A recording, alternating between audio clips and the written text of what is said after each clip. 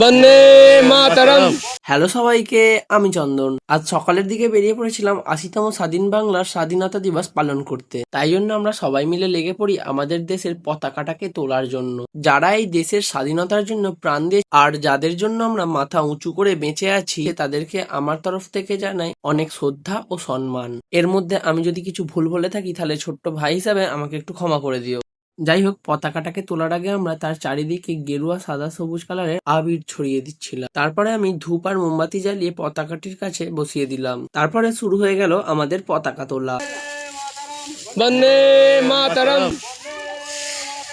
বন্দে মাতরম। জয় জয়। পতাকা তোলা হয়ে যেতে সব ভাইদের কাজকে একটু মিষ্টিমুখ করাবো বলে তাই একটা ভাইকে দোকানে পাঠিয়ে দিই লজেন্স আনার জন্য। আমাদের যতটা ক্ষমতা আমরা ততটাই করছি। চলো, আমার তরফ থেকে সবাইকে জানাই শুভ স্বাধীনতা দিবস। আজকের মতো টাটা সবাইকে।